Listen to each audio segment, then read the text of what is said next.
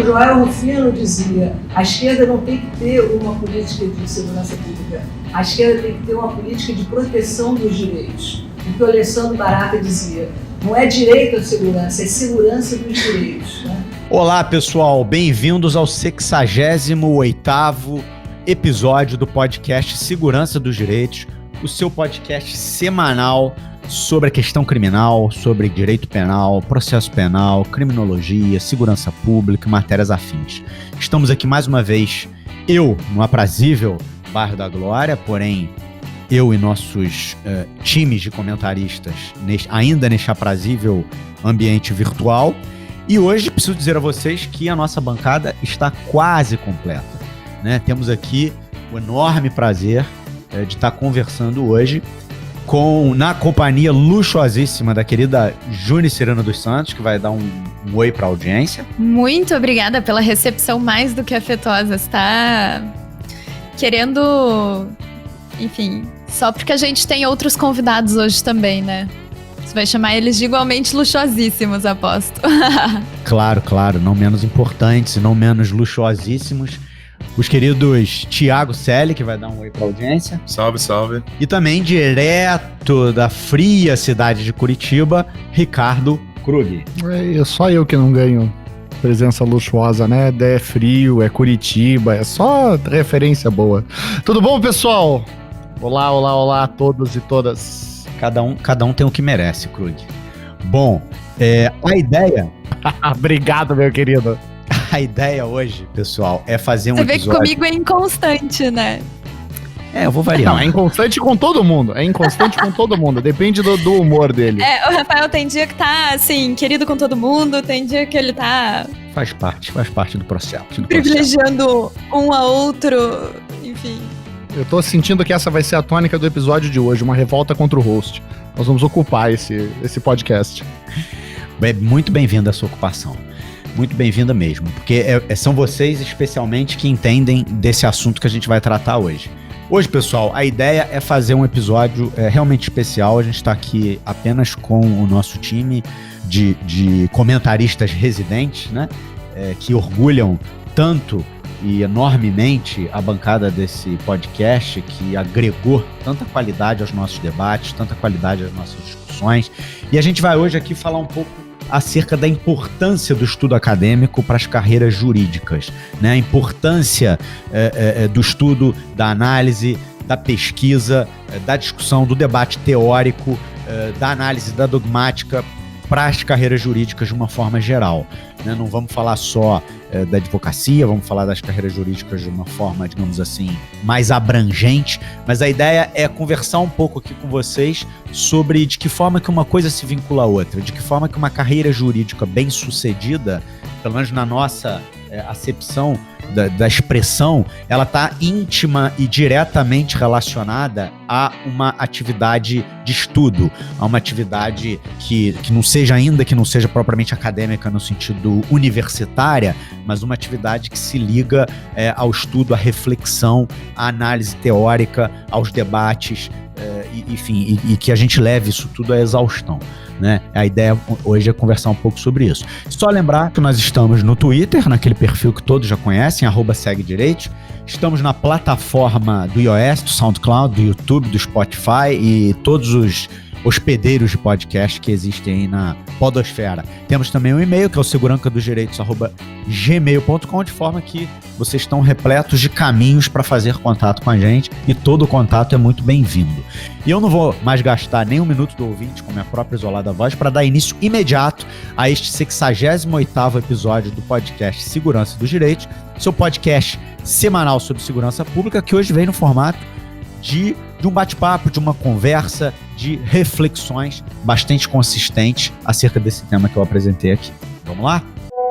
Olá, pessoal, aqui é Rafael Borges, estou passando rapidinho por fora da gravação do nosso podcast para anunciar a ganhadora do sorteio do livro Punir os Pobres, de Luc Vacan. Quem ganhou foi a ouvinte Vitória Lira, cujo perfil é @mirandalira. Bom, Vitória, por favor, entre em contato com a gente através dos nossos canais de comunicação, dizendo para nós o teu endereço, que a gente vai providenciar o envio desse livro para você, tudo bem? E queria aproveitar aqui para anunciar o livro que nós vamos sortear essa semana, pessoal. Muito legal, essa semana a gente vai sortear o livro Princípios Penais no Estado Democrático. É um livro do queridíssimo Marcelo Temer, pessoa que já esteve aqui conosco no podcast, foi entrevistado. Na ocasião, enfim, falamos de várias coisas, mas falamos bastante sobre um outro livro dele, que é o Entre Salas e Celas, mas dessa vez a gente estará sorteando, que é uma doação do Marcelo Temer. Quero agradecer muito ao Marcelo por isso. Estaremos sorteando um livro autografado do querido Marcelo Temer, cujo título é Princípios Penais no Estado Democrático de Direito. Então vamos lá, inscrevam-se no canal do podcast no YouTube, enviem o comprovante e participem do sorteio. Um grande abraço. Eu gostei, Rafael, que você já começou dando o tom do que a gente quer dizer, né? Quando a gente fala da importância do estudo para a carreira jurídica, a gente não está se referindo estritamente ao estudo acadêmico, né? Claro que aqui a gente, enfim, eu pelo menos escolhi o caminho longo, né? De fazer pós-graduação, mestrado, doutorado. Mas estudo, de um modo geral, é essa disponibilidade que a pessoa tem que ter para novas reflexões, de agregar uma bagagem de conteúdo, seja buscando os livros mais recentes sobre determinado tema, buscando reflexões críticas sobre aquilo que você trabalha. Eu acho que você já começou o episódio dando tom disso, né? Estudo não necessariamente significa você fazer mestrado e doutorado, é uma atualização crítica do teu objeto profissional mesmo. Bom, é isso mesmo, Júnior. A ideia é a gente tratar desse tema com esse nível de abrangência, né? A gente não quer trazer para a questão do estudo essa perspectiva limitadora. É evidente, eu sou um amante da academia, né? Como vocês também são. Agora, é evidente que a dedicação ao estudo, ela não é de forma nenhuma limitada à titulação acadêmica, né? Aos títulos acadêmicos, à presença universitária, né? Nós aqui mesmo conhecemos alguns advogados criminalistas do país bastante brilhantes e que, no entanto, não têm titulação acadêmica alguma, mas que são pessoas que se dedicam arduamente a se manterem atualizados acerca das questões da dogmática, atualizado acerca da própria atualização da legislação, e são pessoas incríveis porque também se dedicam à literatura, porque também se dedicam a ciências sociais, porque também se dedicam a outros campos de saber que tornam até a militância profissional deles uma coisa mais interessante, né? Uma coisa mais arejada, né? Mas eu queria ouvir também um pouco do Krug. O Krug é um sujeito que tem uma trajetória bastante interessante, né? Uma trajetória profissional / acadêmica bastante interessante. É um sujeito não só absolutamente ligado à questão acadêmica, ao estudo, ao aprofundamento teórico e dogmático, como também ligado a comunicar isso, né? Empenhado na comunicação do estudo, na comunicação dessas reflexões com outros interlocutores, né? Na expansão disso, né? O Krug tem essa... Vocês todos, né? Mas digamos, o Krug parece que isso tá ali um pouco de forma intensamente vibrante, né? Esse compromisso com a comunicação do conhecimento, né? Eu queria saber dele um pouco o que ele pensa disso. Pô, Rafa, eu acho, em primeiro lugar, acho engraçado, né? Porque como se fosse alguma característica minha, né? Ou de vocês, como você disse, mas afinal de contas, para você, é o idealizador, né? Um dos idealizadores, e certamente a pessoa que trouxe à vida o segurança dos direitos, né? Muito antes da gente trabalhar junto nessa parceria com o Introcrim, Segurança dos Direitos já era um gigantesco programa de comunicação, né, do conhecimento jurídico, né, científico em termos criminológicos, de política criminal. Então, poxa, né, por mais que eu goste de ganhar confete, eu acho que tem bastante mérito nessa caminhada tua também. E eu quero dizer também que eu tô sentindo que eu preciso voltar né, a conviver aqui no espaço de segurança dos direitos, porque aqui eu sou muito melhor tratado. Né? Quando você é tão querido, chega, não, o Krug tem uma carreira, não sei o quê. Se fosse dentro de qualquer live do Introcrim, ia ser basicamente o seguinte, eles iam dar a letra, né, você é tão querido e pode levar as pessoas a entender errado, né? Uma carreira interessante quer dizer o cara que começou, até na China eu já morei, tentando descobrir o que eu ia fazer da minha vida, né? Comecei faculdade de Direito, daí trabalhei em escritório, trabalhei no Ministério Público, saí, daí comecei a estudar só, daí depois fui empreender, aí, nossa, tudo o possível e imaginável eu já fiz. Então, nesse aspecto, eu acho que interessante talvez seja de fato um eufemismo adequado a caracterizar essa carreira.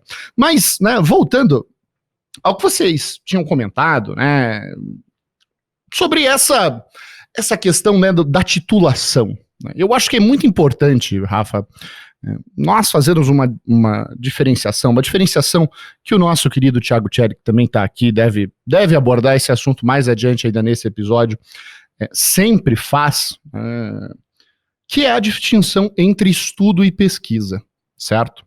Há no Brasil, pela forma como o nosso sistema de ensino se desenvolveu, né, pela forma como o nosso mercado trabalha, mercado eu digo, né, o mercado de trabalho, né, como ele se integra, como ele se estrutura, há uma ideia de que a titulação, quando eu digo titulação, eu vou além, né, vou no mestrado, vou a um doutorado, né, porque é dessas titulações, talvez, que nós estejamos falando, há uma ideia de que o profissional só pode ser bem sucedido se ele passar por essas etapas, como se quase se fosse, né, uma continuação meio que natural.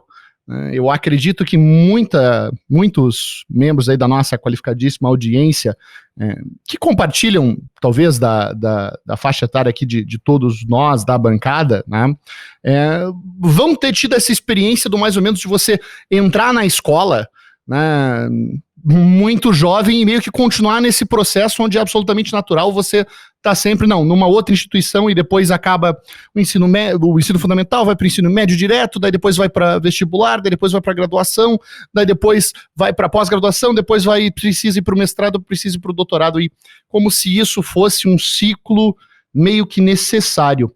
Só que eu acho que é importante a gente fazer essa distinção entre o que se pretende fazer num programa de mestrado e o que se pretende fazer num programa de doutorado, né, na pós-graduação stricto sensu, né, do que se exige em termos da prática. Né, e essa é uma distinção que é fundamental, a distinção entre desenvolver pesquisa e estudar. Mas melhor que eu, para explicar isso aí, certamente é o Thiago. Né, Thiago que é o cara que entende disso. Bom, acho que relacionado à questão do estudo da pesquisa, como o Ricardo coloca, é evidente que são esferas distintas, porém complementares. Né?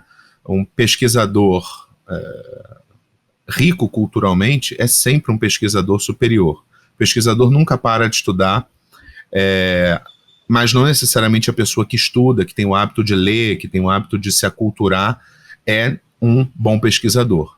A pesquisa, ela pressupõe um método de trabalho muito mais rigoroso, ela pressupõe um olhar para o seu objeto de pesquisa condicionado ao rigor metodológico do pesquisador. Né? Isso pressupõe hipótese de trabalho, metodologia da pesquisa, isso pressupõe um cronograma determinado, enfim, são várias as questões.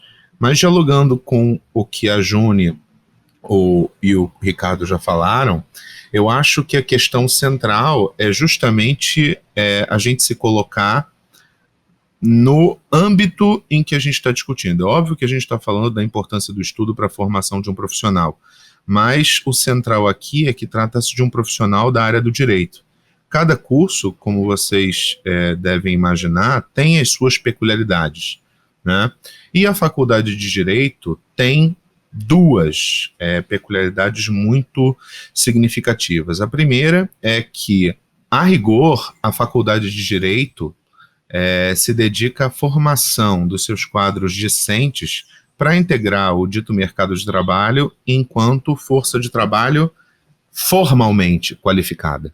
Vejam que há uma diferença substancial entre uma força de trabalho formalmente qualificada e uma força de trabalho materialmente, realmente qualificada. Ou seja, a ideia é você ir cumprindo etapas as mais variadas para assumir uma posição no mercado de trabalho, seja como advogado, defensor, promotor, juiz. Nesse sentido, varia muito, mas na prática o que se tem é justamente essa ideia. E não por acaso, quando vocês observam os eventos que ocorrem em várias universidades de modo mais ou menos sistemático, apresentando carreiras jurídicas, dificilmente uma carreira central é apresentada, que é a carreira docente. Parece que isso é tirado do horizonte do aluno, a hipótese dele ser professor. O professor aparece como algo a mais. Ele é delegado e professor, juiz e professor, promotor e professor. E isso dá bem o tom da importância que a própria faculdade de Direito dá para o ensino e para a pesquisa. No geral, é uma coisa subsidiária. E entende-se muito bem o porquê.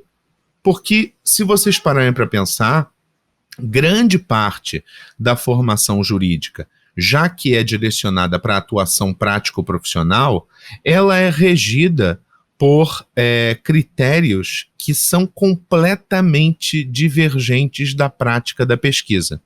Um advogado, quando ele vai defender o seu cliente, ele está movido por uma forte convicção, mas ele está, acima de tudo, exercitando um esforço retórico.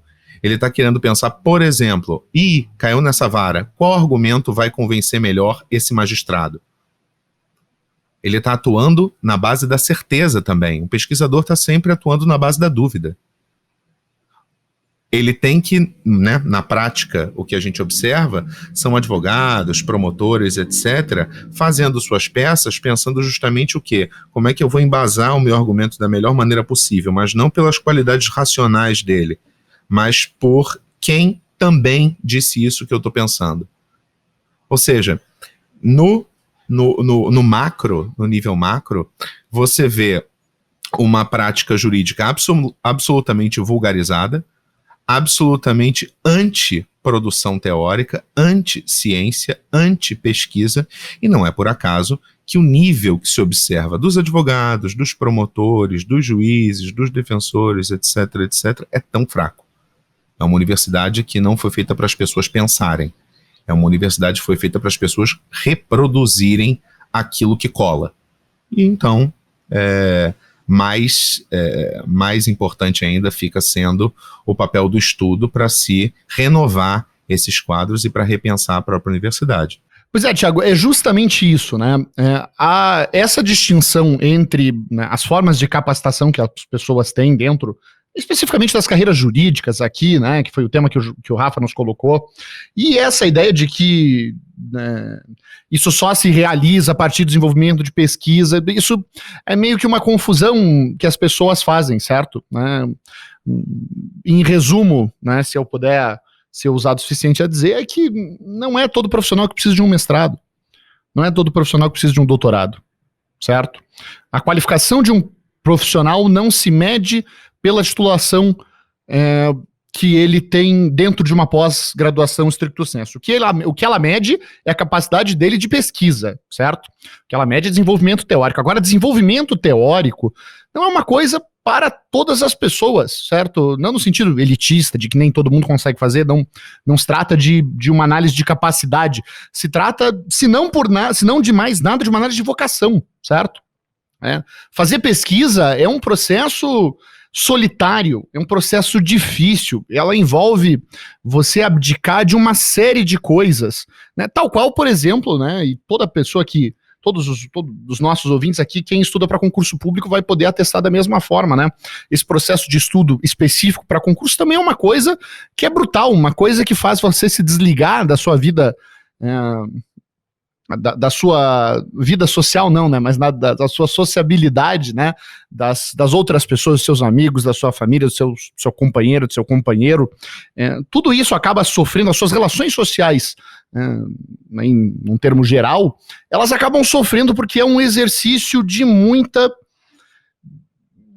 dedicação, certo? E há de se entender que não é para todo mundo, Não é para todo mundo e eu acho que não é um problema não ser para todo mundo, certo? Eu acho que existe um grande mercado, né, de educação superior, né, e agora eu falo isso em causa própria, afinal de contas o Introcrim está lançando a sua pós-graduação, né, então agora a gente já tem um peixe para vender aí, eu tô falando como é que é com lugar de fala, né, existe de fato um gigantesco mercado em cima disso, que coloca as pessoas meio que num caminho que não necessariamente vai trazer o retorno que elas, né, que elas têm em expectativa. Lógico, você fazer pesquisa é algo que é fundamental. Eu acho que nós precisamos de mais pesquisadores. Agora você deveria fazer pesquisa pelas razões corretas. Você deveria fazer pesquisa porque você tem vocação à pesquisa. Você deveria fazer a pesquisa porque você tem um assunto a investigar. Você deveria fazer pesquisa porque você gostaria de contribuir com o desenvolvimento teórico de um determinado assunto. Agora, você fazer um mestrado para falar que você tem um mestrado, né, para falar que você tem um doutorado, eu não sei, eu acho que isso meio que acaba perdendo o ponto. E, né, para fazer conexão com o que o Rafa falou, é justamente isso. Há um equívoco nas pessoas de, ao meu ver, julgar profissionais a partir da sua titulação acadêmica. Eu acho que é justo você julgar professores, né? A não sei que os professores estejam tratando de aspectos práticos, pessoas que têm mais tempo de estudo nos seus objetos de estudo, bom, são pessoas provavelmente muito mais qualificadas a darem aula. Existem exceções, com certeza. Mas eu acho que é um bom indicativo. Agora, fora dessa, né, perspectiva específica da profissão do professor, né, da profissão do pesquisador, eu não sei se esse seria o critério mais adequado para a gente fazer uma avaliação. O que você acha, Rafa? Deixa eu dar uma contribuição aqui, porque eu acho que esse é justamente o ponto central do que a gente quer falar, né? A questão é, para você ser um bom profissional, uma boa profissional, não importa, eu quero ser uma juíza, eu quero ser uma defensora, eu quero ser uma promotora, você não precisa ser um bom pesquisador, né, ou uma boa pesquisadora. O que você precisa é ser um bom profissional e estar disposto a promover uma reflexão crítica com base em boas pesquisas feitas por bons pesquisadores. Agora, você em si não precisa necessariamente ser o bom pesquisador. A questão é estar aberto a trazer para a tua prática profissional essas pesquisas que são desenvolvidas por pessoas que estão vocacionadas, por pessoas que estão dispostas, porque a gente sabe também que fazer pesquisa, produzir pesquisa, não é uma tarefa fácil, não é uma tarefa que pode ser secundária. Produzir pesquisa é uma tarefa central na vida do pesquisador. Então, muitas vezes, aliás, não raras vezes, né, é muito difícil você conciliar a vida do acadêmico com a vida do profissional, e isso é uma coisa que quase só acontece no direito, né? Essa história da gente não ter uma distinção entre o acadêmico e o profissional. O acadêmico e o profissional costumam ser a mesma pessoa. A questão é que você, para ser um bom profissional, não necessariamente precisa ser um bom acadêmico. Você precisa estar disposto a trazer isso para a tua prática. Mas tentando juntar um pouco as coisas que vocês falaram, quer dizer, todas absolutamente pertinentes, me vem à mente uma distinção muito necessária, que é pouquíssimo feita na nossa área do direito, mas que também é pouquíssimo feito na medicina, que também é pouquíssimo feito em outros campos do saber, que é a diferença entre o cientista e o operador, né? Que é a diferença entre quem está dedicado à reflexão, está dedicado ao revolvimento da questão científica, à descoberta de novos horizontes, à ampliação dos universos de conhecimento, e, enfim, a coisas relacionadas a isso, e com quem está operando aquela ciência, né? Uma coisa não é inferior à outra, uma coisa não é melhor que a outra, uma coisa não é pior do que a outra, são apenas espaços de atuação profissional bastante distintos, né? Isso ficou muito presente agora por ocasião da pandemia, onde você via, às vezes, médico querendo discutir com uma autoridade do mundo, a coisa da doença, que médico que às vezes não é cientista, que é só operador, né? Que é só um médico, é só um clínico, é só um cirurgião, que já é coisa beça, né? Mas que é uma atividade profissional que não se confunde com a questão propriamente científica. Fala, Júnior. Não, é muito interessante que você levante essa distinção, porque no direito isso fica muito claro, né? Os nossos operadores do direito, que são técnicos, e a gente tem que encarar o direito, enfim, essa parte do direito do judiciário, efetivamente, da prática jurídica, é técnica, certo? E as pessoas não estão dispostas a empregar o pensamento mais sofisticado naquela técnica jurídica no dia a dia. E isso é que é a chave, talvez, para a gente entender o que é a prática jurídica hoje no Brasil, que é uma prática jurídica que está absolutamente desvinculada daquilo que está sendo produzido na academia. Os nossos operadores do direito estão completamente alienados daquilo que está sendo pensado pelos nossos cientistas, né, com o perdão da palavra, porque sabemos que não são cientistas do direito, mas por aqueles que estão dispostos a pensar o direito. Não existe um diálogo, digamos assim, tanto que a técnica jurídica é muito pautada na jurisprudência, e a jurisprudência é o direito se autorreferenciando o tempo todo, certo? Não é o que a gente faz na academia, que é o direito referenciado pela filosofia, pela sociologia, pela ciência política. Na prática jurídica, essa história de você ficar enfim, robustecendo as tuas petições, as tuas manifestações com jurisprudência, é, na verdade, uma autorreferência completamente vazia, certo? É o direito se autorreproduzindo sem qualquer conteúdo crítico. E acho que esse é que é o grande problema. É a mesma coisa que um médico, ao invés de utilizar, a pesquisa mais moderna para fazer aquela avaliação clínica, ele usasse simplesmente o bom e velho, funcionou para esse cara, eu acho que vai funcionar para mim também, sem qualquer confronto científico ali, né? Só que no direito isso acontece, enquanto na medicina, na engenharia, a gente não vê isso. Na medicina, na engenharia existe essa, né, digamos, essa preocupação com utilizar a ciência mais moderna, talvez, a ciência mais avançada na prática, no dia a dia, e no direito não. E aí a gente fica pensando, né, até parece que no direito a gente não está lidando com questões muito essenciais para a vida do ser humano, até parece que a gente não está lidando com, enfim, a liberdade do ser humano no direito criminal, mas também com a saúde da pessoa, com a possibilidade de moradia, enfim. Não é como se a gente não estivesse lidando com questões centrais. Olha, eu vou discordar de você, na verdade, Juni, porque é o que o Rafa falou. Eu acho que se tem uma coisa... Porque a gente, né, eu acho que isso fica muito mais explícito no nível da aparência no direito, certo? Mas eu acho que se tem um negócio que essa pandemia mostrou é que, de fato, você tem uma confusão disso na área médica, é um grande exemplo de confusão disso, certo? Você tem uma série de pessoas muito bem intencionadas, né? Isso tem que ser dito, não se trata aqui de uma análise de caráter, de julgamento moral ou qualquer coisa do gênero, de pessoas muito bem intencionadas que estavam aplicando determinados tratamentos, né, e que viam a partir da sua experiência, né, da experiência individual ali de um paciente ou de outro paciente, poxa, uma melhoria dele para tratar, né, casos de Covid, por exemplo, né? Um dos mais famosos, inclusive, né, divulgado aí até por presidente da República, a cloroquina.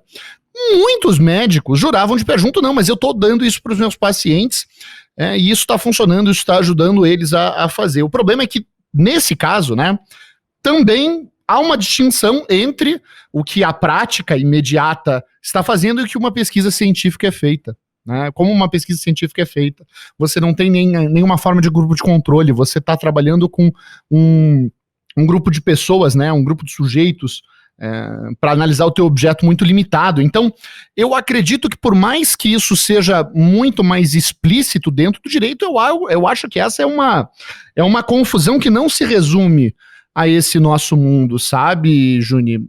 Eu diria que talvez nas ciências sociais, né, nós ainda, nas ciências psicológicas, se é que dá para falar em ciências psicológicas, mas enfim, nas ciências biológicas você tem uma distinção um pouco maior disso, mas não necessariamente que se realiza, né? Não acho que eu discordo de você, não. Eu só acho que no direito isso é muito mais comum, inclusive é a regra, certo? Não sei se me parece ser a regra, enfim, nas outras ciências, nas ciências biológicas, nas ciências duras. Com certeza. E eu acho que acho que o grande exemplo disso, na minha visão, está vinculado à ideia de que, né, nós temos, sei lá, um número absurdo de faculdades de direito no Brasil, certo?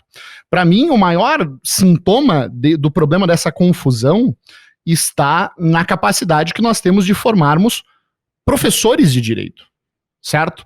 Porque, veja, você ser um professor, você ser um operador, no sentido de trabalhar, não gosto da palavra operador também, porque ela, sei lá, me parece algo tão simples quanto você operar, sei lá, uma empilhadeira. Se bem que uma empilhadeira é difícil de operar, não é tão simples assim. Eu já tentei uma vez e quase me ferrei. Então, não vou também menosprezar, né, esse tipo de operação. Mas se a gente for tratar dentro do direito enquanto técnica especificamente, e o direito é técnica, certo? O direito é técnica. Eu respeito muito ainda pessoas que entendem que o direito pode ser considerado ciência. Na minha concepção, não é. O direito é técnico, que não quer dizer que não seja uma técnica refinada, uma técnica complexa, uma técnica que precise de estudo e desenvolvimento, certo?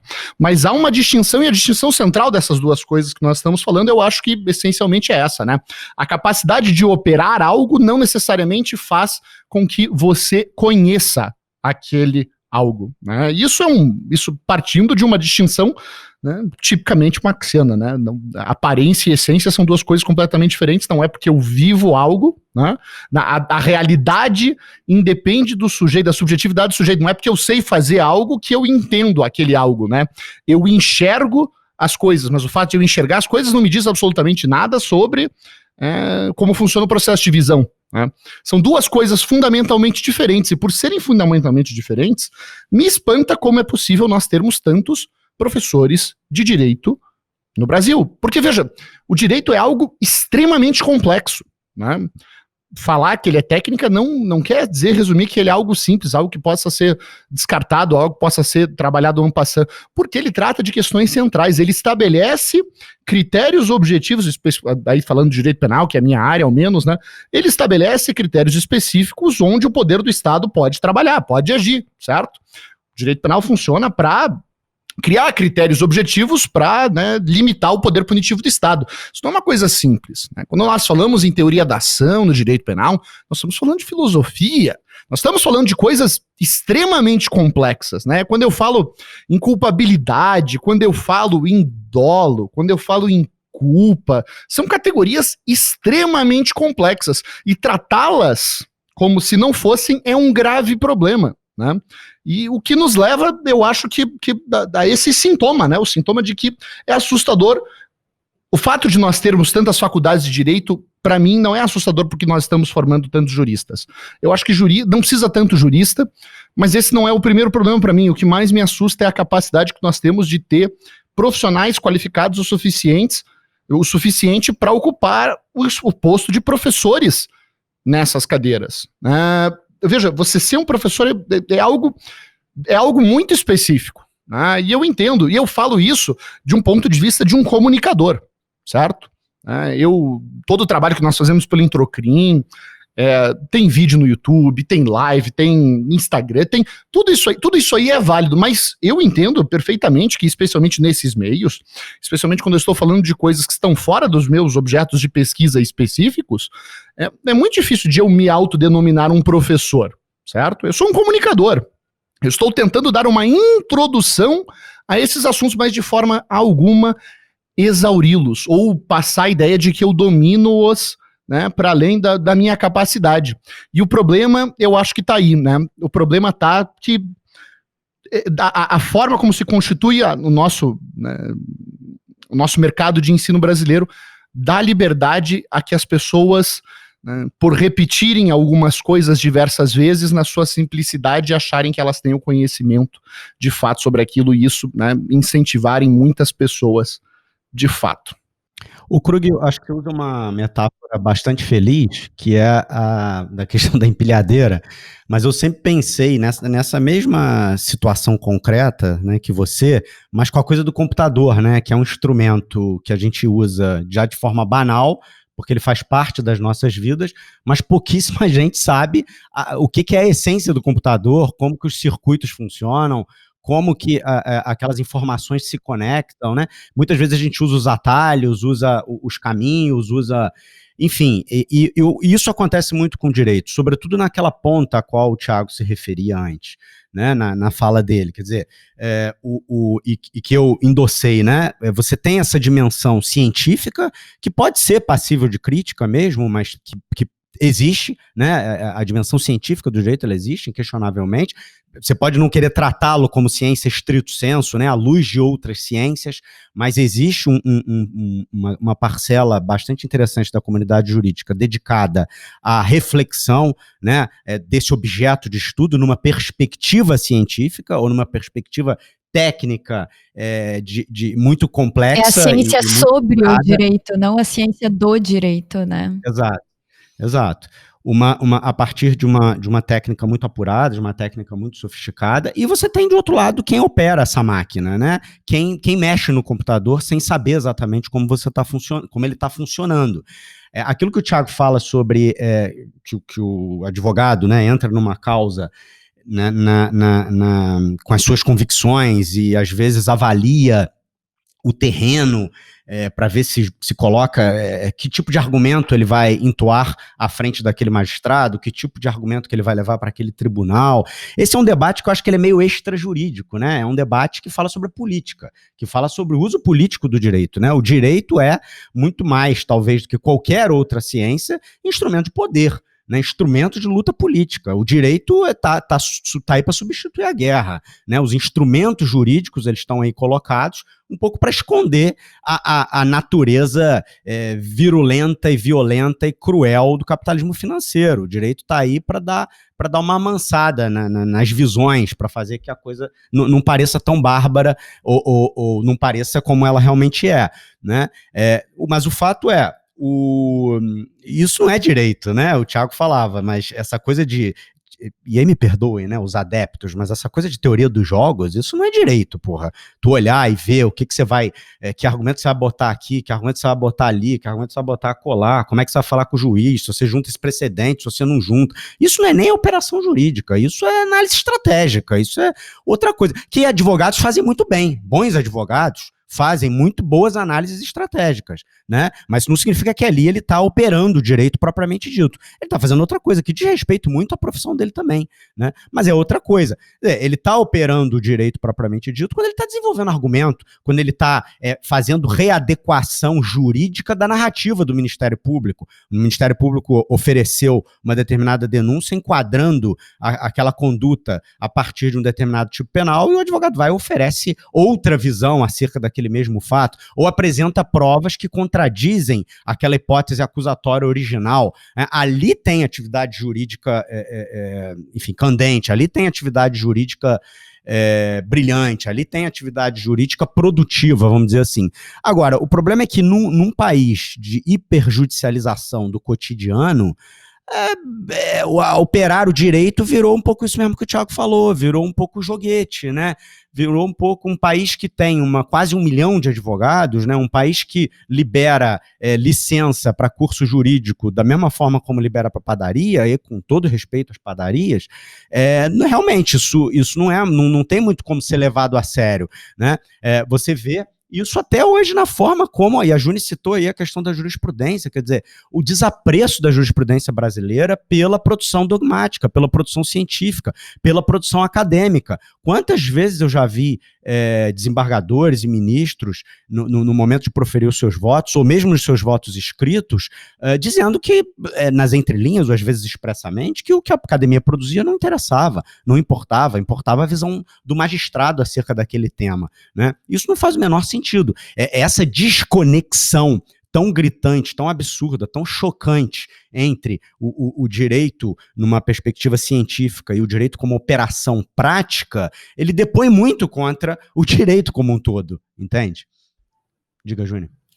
É isso, eu acho que você pegou um nó aqui que é muito importante, que é o seguinte, a gente pensar que o direito da forma como ele existe na prática é um direito que necessariamente precisa da simplificação de todos os conceitos, precisa, enfim, de uma vulgarização, inclusive, daquilo que é pensado sobre ele. Essa expressão que você usou da hiperjudicialização do cotidiano é um pouco resultado disso. A gente passa... no meu caso, pelo menos, eu passei 2 anos inteiros tendo direito penal parte geral e os professores fazendo distinções detalhadas, por exemplo, de autoria imediata, autoria direta, participação por instigação, etc. Para daí, na prática, no cotidiano, a gente vê que é tudo coautoria, certo? Então, tipo, pro direito na prática, no dia a dia, quanto mais simplificado e vulgarizado for, tanto melhor, certo? Aquele juiz que tem uma pilha de processos para passar do lado esquerdo para o lado direito da mesa dele, ele não vai ficar fazendo essas distinções refinadas que a gente faz na academia. O problema essas distinções têm uma razão de ser. Essas categorias que a gente desenvolve, que a gente refina na academia, elas têm uma razão de ser, justamente por causa disso, porque o direito não é simplesmente uma engrenagem para a gente tocar a vida da forma como for. E aí, é um pouco aquela coisa, né? A gente brinca às vezes, poxa, já que o juiz vai fazer o que ele quiser, então é melhor que, né, ele tenha ali um caderno de normas da vara dele, que a gente consulta o caderno de normas da vara dele antes da gente chegar, pra gente saber como é que a gente vai, enfim, enfrentar aquele caso com aquele juiz específico, já que, de resto, tudo que é pensado, refletido, né, tudo que é escrito, considerado sobre todas as categorias processuais, dogmáticas, aquilo não vai importar na prática. E esse que é o grande problema. Só que todas essas reflexões que são feitas na academia, elas servem justamente para servir como freio para essa máquina estatal, enfim, do poder punitivo, mas do direito de um modo geral, não atropelar simplesmente essas pessoas que ela traz para dentro dela, né? Para que o direito não seja uma grande máquina de esmagar as pessoas que estão sendo judicializadas, né? Todas essas categorias, elas são garantias daquele cidadão, não importa se é um cidadão que entra no direito penal, ou digamos na grande área do direito criminal, né, da atuação criminal, como uma vítima ou como um autor. Todas essas categorias, elas têm uma razão de ser, e o refinamento dessas categorias tem uma razão de ser na garantia dos direitos desse sujeito, mas na prática isso não é o que acontece. Na prática o que a gente vê é uma vulgarização disso tudo. E é justamente, acho que, nossa, você tá tocando no ponto central aí, sabe, Júnior? Porque você tem uma falsa percepção de que há uma distinção, em razão disso, né? Em razão dessa distinção material, você entende que existe uma distinção formal entre teoria e prática, né? Ah, não, veja, isso é o que você aprende na faculdade, mas na prática é diferente. Não. Não existe essa desconexão. Se a prática é ruim, é porque a teoria que informa ela também é ruim. Certo? Então, isso nos dá um diagnóstico de um problema que nós temos no nosso ensino jurídico, tá? O fato da gente o fato de tudo ser simplificado, o fato das provas de concurso serem como elas são, né? O fato de todos os processos seletivos funcionarem dessa forma, o fato do nosso Estado funcionar da maneira como ele funciona, certo? Ele está diretamente vinculado a um processo que é extremamente detrimental para qualquer desenvolvimento sério do que a gente entende por justiça, tá? O que eu quero dizer com isso? Bom, gente, veja, como a Juni falou, as categorias que são trabalhadas dentro da teoria têm uma razão de ser. Quando você ignora essas categorias, quando você ignora tudo que existe dentro dos trabalhos de autoria e participação e trabalha exclusivamente a partir de uma noção de coautoria, né? Ou então quando você resolve inovar e fala em teoria do domínio do fato sem saber absolutamente nada sobre o que você está falando, né? E eu não estou falando de gente pequenininha, estou falando de ministro do Supremo Tribunal Federal, certo? Né? Não é, veja que não é uma questão de você estar começando, tá? Tem gente incapaz, tá? Tem gente despreparada, gente que eu não vou nem falar despreparado, né? Porque a dúvida fica, né? Será que são despreparados ou será que é mau caráter? Não sei, não vou deixar em aberto, né? Porque não tem como fugir disso, né? Porque instrumentaliza a coisa para o outro lado. E pessoas que operacionalizam o direito a partir do não, peraí, eu sei porque eu fiz, eu passei, eu consigo, né? Quem o direito é o que eu digo que é, né, que vivem dentro dessa ideia de que esse exercício de poder que eles têm, desse pequeno poder, que na verdade de pequeno não tem nada, é o que é capaz de constituir o direito, isso acontece em todas as áreas do nosso sistema de justiça criminal. E é por isso que nós temos falado há muito tempo que nós precisamos mudar não só a estrutura do nosso sistema de justiça criminal, mas necessariamente as pessoas que operam ele, certo? Nós precisamos de pessoas melhores. Eu sei que, nossa, vai ter muita gente aqui mandando carta, mandando bomba aqui pro escritório do Introcrim. Vou ter que mudar lá nos e-mails que a gente manda, que eu coloco o endereço nosso. Vai ter um monte de gente ficando indignada com isso, mas me desculpe, é verdade. As pessoas que estão incorporadas dentro da burocracia estatal hoje, via de regra, não são qualificadas e não têm vocação para estarem lá. Então deixa eu fazer uma observação, porque para ao invés de mandarem bomba, mandarem antrax. Porque eu acho que é pior ainda do que está sendo dito. Eu diria o seguinte, eu estou de pleno acordo com o que a Juni disse, de que a prática dos operadores do direito é vulgarizada sim, e ela é muito desconectada da realidade. Mas também a gente não pode desconectar o operador mesmo da realidade das faculdades de direito, não é? E acho que era exatamente nesse sentido que ela estava colocando.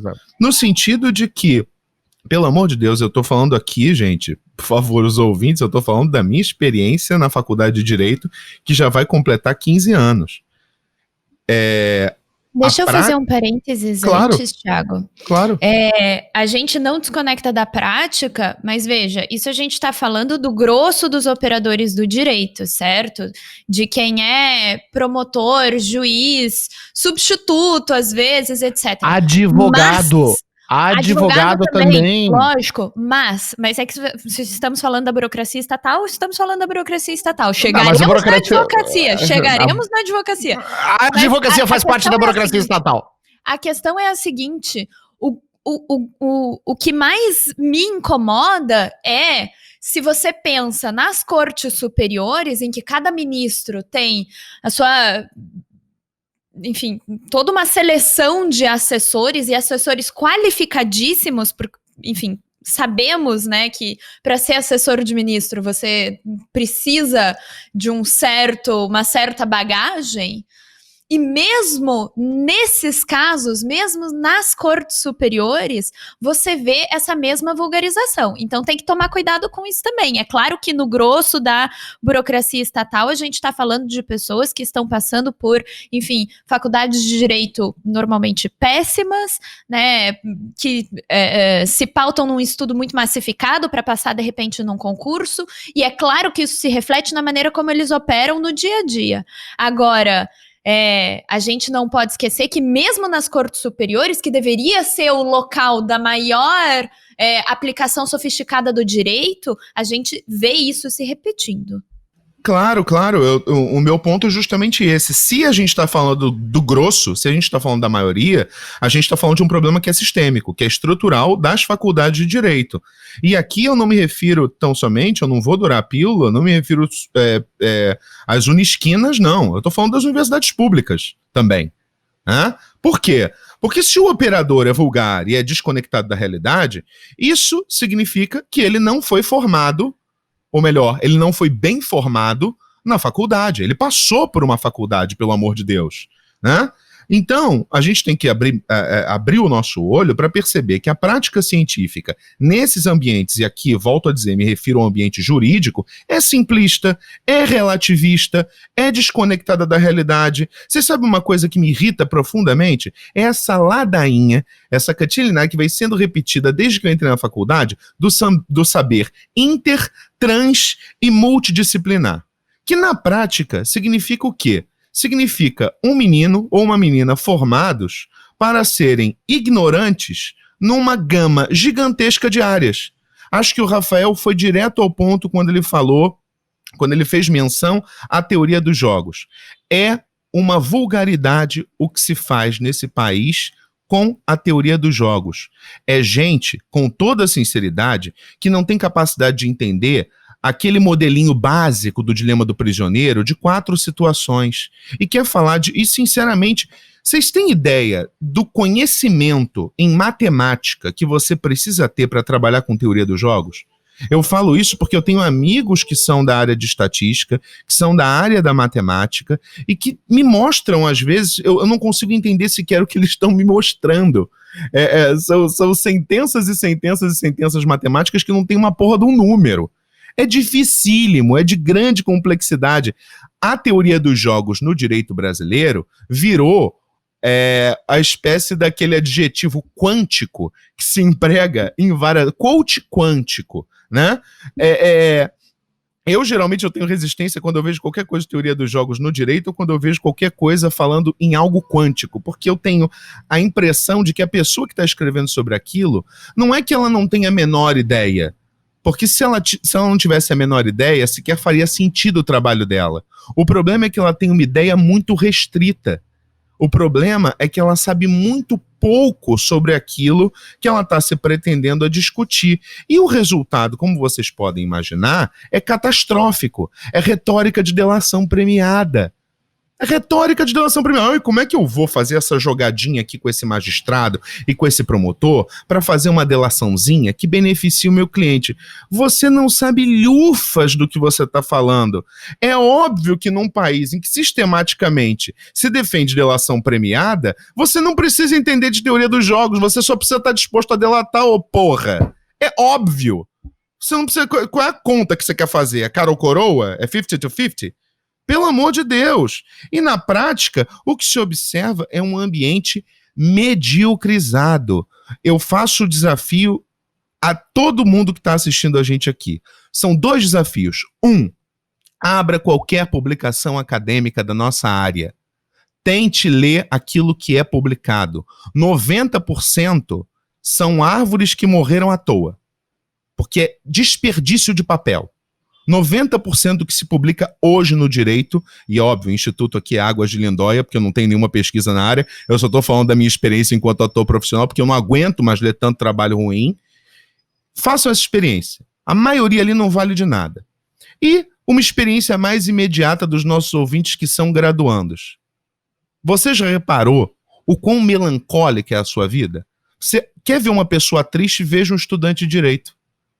Porque ele entra na faculdade, em geral, cheio de sonhos, às vezes até com uma perspectiva falseada da realidade. Estou entrando aqui porque eu gosto de ler, porque eu sou eloquente, porque eu gosto de debater, porque eu gosto de discutir e porque eu tenho uma certa concepção a priorística do justo.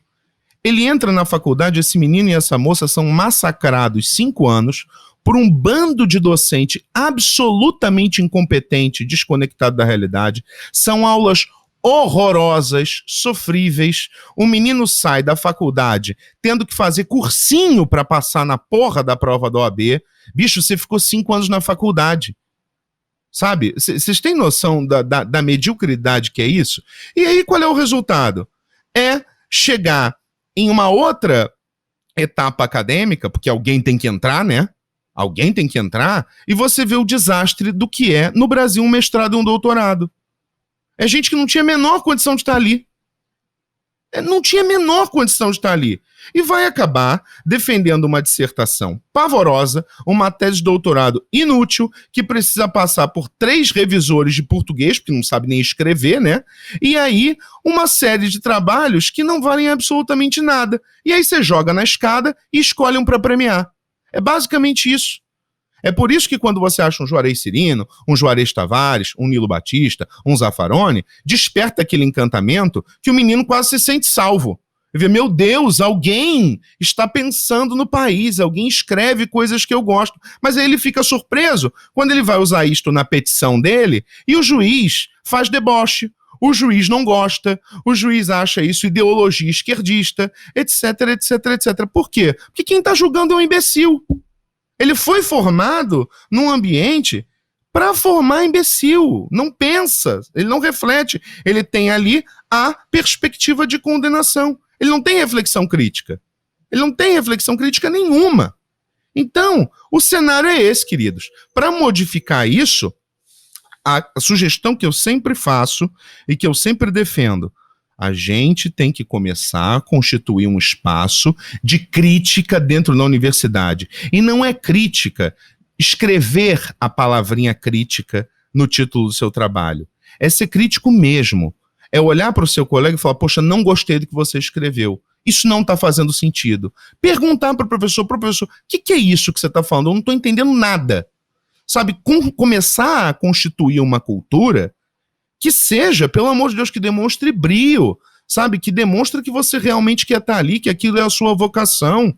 Antes de ficar pensando em interseções de áreas distintas do conhecimento, direito e psicanálise, direito e teorias dos jogos, direito e saberes psi, direito e subjetividade, talvez seja bom entender um pouco do direito. Talvez, antes de tentar tirar para tudo quanto é lado, o Freud falou esse negócio de superego, falou esse negócio de id, vou falar aqui que esse sujeito é impulsivo e que ele está praticando delito com um sentimento de culpa. Pelo amor de Deus, pega o básico. Se você já dominar, por exemplo, enquanto operador do direito penal, teoria do delito, bicho, já está ótimo. Já está ótimo. Agora, se você quiser ser um pesquisador, tem que ter rigor, tem que ter esmero, tem que ter estudo. Não é para ficar só reproduzindo aquilo que o professor e que o coleguinha do lado está dizendo, é ser crítico mesmo. For real. Não, olha, cara, eu tô sem palavras aqui. Eu nem sei porque a gente deixa no mutado o microfone, viu? Porque eu tô vendo aqui todo mundo urrando de felicidade com as palavras do Thiago na bancada. E é muito verdade. Eu acho que, nossa, você... Eu achei que você vinha passar pano. Que bom. Não, cara. Eu só... A única coisa que eu tenho pra falar é a seguinte... Mandem o Anthrax pro Rio de Janeiro, né? Você veja, eu comecei o argumento, eu ia fazer, ia ser muito mais sutil, ia ser muito mais passador de pano, ia falar, não, veja, as pessoas que estão ali, não tem qualificação para estar ali, é porque, né, veja, elas são fruto do meio, porque é um problema no ensino jurídico, mas o Thiago acertou na veia. E é fundamental isso que o Thiago falou, inclusive para que a gente reconheça o nosso lugar, né? Veja, se o nosso objetivo é transformar a realidade, desenvolver um sistema de justiça criminal mais justo, né? Se é que a gente pode falar isso, se é que a gente pode falar em justiça dentro, né, da nossa configuração produtiva, mas algo pelo menos menos terrível, né? Se a gente quer acertar, se a gente tem qualquer pretensão de modificação da realidade, a gente precisa acertar na análise.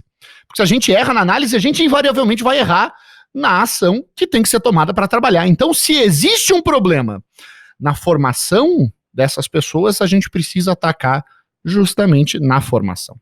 É o que o Thiago falou. E veja, não estamos aqui a falar, meu Deus do céu, a educação vai salvar, né, o mundo e o capitalismo vai se resolver se as pessoas forem educadas. Não, os nazistas eram muito educados e deu no que deu. Não é disso que se trata. Se trata da gente conseguir, apesar de muitos teóricos de algumas vertentes, né, com as quais nós trabalhamos e convivemos, acreditarem que nós temos que abandonar o projeto iluminista, enquanto a coisa enquanto a coisa se desenha no sentido da barbárie, eu acho que o projeto iluminista, o projeto da razão, a luta pela razão é fundamental ainda. E veja, pode ser que seja um exercício de manutenção do status quo isso, mas a alternativa que está sendo é a barbárie. Né? É um mundo onde é só a barbárie sem nem ao menos a razão para limitá-la. Né? Então, nesse mundo, nessa Constituição, eu estou invariavelmente do lado da razão, que é o que o Thiago está falando, certo? Eu não estou falando nada mirabolante, não. Eu aposto que os nossos ouvintes que estão na graduação concordam. Que as aulas não são boas, que eles ficam perdendo tempo estudando um bando de inutilidade, que ninguém orienta eles na monografia, que ele tem o sonho de pesquisar e ninguém ensina. Não, eu tô falando porque é a base, óbvio. Eu poderia falar, é um negócio de carreira jurídica, eu poderia falar, por exemplo, do ensino básico e do ensino médio, eu poderia falar do mestrado e doutorado. Agora, na graduação, que o menino chega lá, a menina chega lá com o sonho dele de ser alguma coisa, advogado, defensor, qualquer coisa que valha, ele chega lá, ele vai passar 5 anos infelizes, sem aprender aquilo que ele quer aprender. Ele já se apaixonou por penal no segundo período, mas ele vai estudar 10 períodos de civil e não vai lembrar nada do que ele estudou.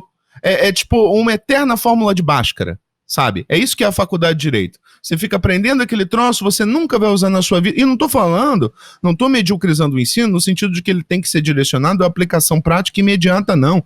Eu só tô falando no sentido de que o sujeito tem que se aprofundar naquilo que efetivamente é a área dele. E se aprofundar não significa tão somente, sou criminalista, vou estudar direito penal. Não, mas tem que estudar mais criminologia, mais sociologia, mais ciência política, mais filosofia, mais história, e não aprende nada. Ele chega, pelo amor de Deus, eu vejo isso desde que eu entrei na pós-graduação, no longínquo ano de 2011. Você vê, os meninos não têm noção nenhuma de história do Brasil. Nunca leram na vida. Se leu Marx, leu alguma coisa. Se leu Durkheim, leu alguma coisa. Se leu Weber, leu alguma coisa. Não leram os clássicos das ciências sociais. Não sabe nada de filosofia política e quer fazer pesquisa. Que pesquisa que você vai fazer, cara? Você vai fazer revisão bibliográfica de péssima qualidade de um autor talvez irrelevante. Então, esse é o quadro. Como é que se muda o quadro? Essa é a questão. Todo mundo já tá careca de saber qual é o problema. Só que, óbvio, fica naquela coisa de passação de pano e ninguém fala o que é a realidade concreta do problema, que é justamente essa. Alunos completamente despreparados e professores péssimos. Para além, óbvio, dos problemas estruturais, institucionais, de verba, de pesquisa, etc. Agora, no fim das contas, é muita gente sem bunda sentada lendo livro e muita gente falando de livro que não leu. O que eu achei muito legal dessa fala do Thiago é que a fala do Thiago meio que fecha o círculo do episódio, né? A gente começou falando sobre como para você ser um bom profissional você não precisa ser um bom pesquisador, o que você precisa é estar aberto a utilizar na tua prática profissional as pesquisas que são produzidas na academia. E é exatamente isso, né? As pessoas não sabem exatamente em que local elas se encontram, elas ficam à deriva aí, depois que se formam, porque não sabem produzir pesquisa, não sabem a técnica para a prática jurídica e, enfim, no limite a gente está à mercê aí de profissionais absolutamente não qualificados, indispostos ou indisponíveis para uma reflexão crítica, para abraçar realmente a produção acadêmica na prática profissional deles, e o resultado é, enfim, isso, né? Um direito absolutamente vulgar, porque é derivado de um ensino jurídico absolutamente vulgar, e não existe reforma que vá resolver esse buraco que a gente tá metido. A saída é realmente, né, são as armas da crítica. A saída tá no que a gente pode fazer para tentar realmente, aos pouquinhos, trazer um pouco mais de reflexão, um pouco mais de pensamento crítico para dentro dessa realidade do cotidiano forense, do cotidiano jurídico. É exatamente isso, Joane. Acho que você, o Thiago, o Rafa, vocês estão todos, acertaram no ponto genial, de forma absolutamente apurada. E eu quero aproveitar esse gancho, na verdade, então, para fazer um convite para a nossa qualificadíssima audiência, para que vocês tenham ideia do que é isso, não num exercício aqui de comentário nosso, né, que por mais que sejamos esforçados, também estamos no começo dos nossos envolvimentos científicos, né? A gente ainda tem muito caminho a percorrer, a gente tem muito tem muito o que trabalhar, mas para vocês não escutarem isso da gente, eu quero fazer um convite para vocês, para na semana que vem, né, se você está assistindo o episódio, está escutando o episódio no lançamento, então será na semana que vem, né, segunda, quarta e sexta-feira, dia 16, 18 e 20 de novembro, às 18h48, sempre em ponto, que já é o nosso horário tradicional né, eventos, lives e palestras pelo Introcrim, nós teremos um seminário, né, um seminário dos 3 caminhos para a crítica penal. Né? É o que a Juni falou, é entender qual é a dimensão das armas da crítica por pessoas que efetivamente chegaram ao patamar e que podem se colocar no papel de fazer não só uma crítica, mas uma crítica pautada numa análise correta, certo? É aquele negócio que eu estava comentando antes, não adianta você querer dar solução se o teu diagnóstico está equivocado, não adianta você querer tratar paciente de câncer com aspirina, não é assim que faz, certo? Você precisa acertar na análise, no diagnóstico, para você poder estabelecer qual é a solução ou quais são as possíveis soluções, e para isso é fundamental fazer o que o Thiago falou, o que a Juni falou, que é tomar uma postura, ter uma postura de estar aberto à construção teórica, mas à construção teórica séria, certo? Participem na semana que vem, entrem lá em www.direitopenalecriminologia.com.br. Vai rolar o seminário Os 3 Caminhos da Crítica Penal com Maurício Dieter, Juarez Tavares e Juarez Cirino dos Santos, ou seja, só galera que também, né, tá começando, né, brincadeiras à parte, para quem eventualmente não conhece, são 3 dos maiores nomes das ciências criminais no Brasil, né, nós estamos falando realmente do creme de la creme, né, da nata, porque não gosto do termo elite, da nata do que se consegue pensar em termos de construção teórica, tanto em política criminal, quanto no direito penal, e também na criminologia. Fica o convite para vocês participarem, para que vocês não escutem da gente, que vocês vejam como isso é operacionalizado, né? Para que vocês possam enxergar qual é o tamanho do potencial e da urgência da mudança que nós temos que ter na forma como nós qualificamos, formamos, treinamos e ocupamos os espaços dedicados à administração da justiça no nosso país. Com isso, só me resta encerrar o episódio de hoje. Um grande abraço, pessoal. Até a próxima.